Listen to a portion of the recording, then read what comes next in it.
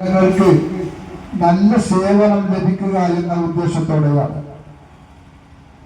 അതുകൊണ്ട് തന്നെ മലപ്പുറത്തെ ജനങ്ങള് ആ പരിധിയിൽ നിന്നും പുറത്താണ്. നമുക്കറിയാം, ഇടുക്കിയും പത്തനംതിട്ടയും അതുപോലെ തന്നെ കാസർഗോഡും വയനാടും ഉൾപ്പെടുന്ന 4 ജില്ലകളില് ആകെ വരുന്ന ജനസംഖ്യ ഏകദേശം 42 ലക്ഷം ആണെങ്കിൽ മലപ്പുറം ജില്ലയിൽ കഴിഞ്ഞ 2011 കണക്കനുസരിച്ച് ഇവിടുത്തെ സ്ഥിര താമസക്കാരായിട്ടുള്ളത് 41 ലക്ഷം ജനങ്ങളാണ്. ഏറ്റവും കൂടുതൽ കുടിയേറ്റക്കാരുള്ള വിദേശ പ്രവാസികളുള്ള ഒരു ജില്ലയാണ് നമ്മുടെ ജില്ല. അതുകൂടി കണക്കിലെടുക്കുമ്പോൾ 50 ലക്ഷത്തിന്റെ മുകളിൽ വരും നമ്മുടെ രാജ്യത്ത് മലപ്പുറം ജില്ലയുടെ ജനസംഖ്യ എന്ന് പറയുന്നത്. ഈ ജനസംഖ്യ ഇത്രയുമുള്ള ആളുകൾക്ക് ഭരണപരമായ അവകാശങ്ങൾ കൃത്യമായി ലഭിക്കേണ്ടതിനാൽ മറ്റൊരു ജില്ല കൂടി രൂപീകരിച്ച് ആ ഭരണ സൗകര്യം കൂടുതൽ സുതാര്യമാക്കുക എന്നതാണ് social democratic party of India ഈ പരിപാടിയിലൂടെ ഈ രാജ്യത്ത് ജനങ്ങളോട് പറഞ്ഞുകൊണ്ടിരിക്കുന്നത്. നമുക്കറിയാം, നമ്മുടെ രാജ്യത്ത് ഒരു പൊതു തിരഞ്ഞെടുപ്പിനെ നേരിടാൻ പോവുകയാണ് ഏതാനും മാസങ്ങൾ കൊണ്ട്. പ്രധാനപ്പെട്ട പാർട്ടികളൊക്കെ ആ തെരഞ്ഞെടുപ്പിന് വേണ്ടി ഒരുങ്ങിക്കഴിഞ്ഞു.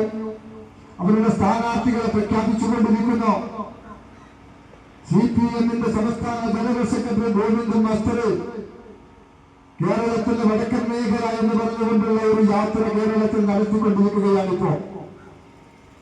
വരുന്ന തിങ്കളാഴ്ച നമ്മുടെ മണ്ഡലത്തിന്റെ ഭാഗമായ വേങ്ങരയിൽ ആ യാത്ര വരാൻ പോകുകയാണ്. അതിന്റെ തൊട്ടുപിറകിലായിക്കൊണ്ട് UDF-ന്റെ സമുന്നതനായ അമരക്കാരൻ VD സതീശനും മറ്റൊരു യാത്രയുമായി വരികയാണ്. വികസനത്തിന്റെ വാഗ്ദാനങ്ങളുമായി ഈ യാത്രകൾ രണ്ടും നടക്കുന്നത്. വരാൻ പോകുന്ന UDF സർക്കാരിന് അധികാരം കിട്ടിയാൽ അവർ നടപ്പാക്കാനുള്ള പദ്ധതികളാണ് സതീശൻ വിശദീകരിക്കുന്നതെങ്കിൽ പിണറായി ഗോവിന്ദൻ മാസ്റ്റർ കഴിഞ്ഞ 10 വർഷം കൊണ്ട് ഈ രാജ്യത്ത് നടപ്പാക്കിയ വികസന പ്രവർത്തനങ്ങൾ വിശദീകരിക്കുന്നതിന് വേണ്ടിയാണ് ഈ യാത്ര നടത്തിക്കൊണ്ടിരിക്കുന്നത്. എന്റെ ശബ്ദം ശ്രമിക്കുന്ന ഏതെങ്കിലും സഖാക്കളുണ്ടെങ്കിൽ സ്നേഹത്തിന്റെ ഭാഷയില് ആ പ്രിയപ്പെട്ട സഖാക്കളോട് ഞങ്ങൾക്ക് ചോദിക്കാനുള്ളത്, മലപ്പുറം ജില്ലയുടെ ഏതെങ്കിലും ഒരു ആവശ്യം പരിഹരിക്കാൻ നിങ്ങൾ ഈ 10 വർഷത്തിനിടയിൽ ശ്രമിച്ചിട്ടുണ്ടോ? മലപ്പുറത്തെ വിദ്യാഭ്യാസ മേഖല, ആ മേഖലകളിലെ കുട്ടികളുടെ അവരുടെ പഠനത്തിന് ആവശ്യമായ എന്തെങ്കിലും ഒരു സൗകര്യങ്ങൾ നിങ്ങൾ സ്വീകരിച്ചിട്ടുണ്ടോ? മലപ്പുറത്തിന്റെ പുറത്ത്, പ്രത്യേകിച്ച് കോട്ടയത്തിനപ്പുറത്തേക്ക് തിരുവനന്തപുരത്തൊക്കെ മറ്റുള്ള ജില്ലകളില് ഓരോ ക്ലാസുകളിലും +1-ആണെങ്കിലും +2-ആണെങ്കിലും അതുപോലെ SSLC ക്ലാസുകളാണെങ്കിലും 30-ൽ താഴെ 26-ഉം 27-ഉം കുട്ടികളാണ് ഒരു ക്ലാസ്സിൽ പഠിക്കുന്നതെങ്കിൽ മലപ്പുറത്ത് അത് 30-ആയി 35-ആയി 40 അതിലധികം ഒരു ക്ലാസ്സിലെ കുട്ടികളെ വെച്ചുകൊണ്ടാണ് മലപ്പുറത്തെ കുട്ടികൾ വിദ്യാഭ്യസിക്കുന്നത്.